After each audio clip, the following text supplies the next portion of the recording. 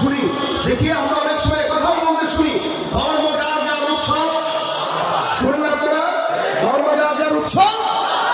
ধর্ম যার যার উৎসব যদি সবারই হয়, তাহলে আমাদের মাহফিল আপনারা আসেন না কেন? আমাদের মসজিদে আপনারা আসেন না কেন?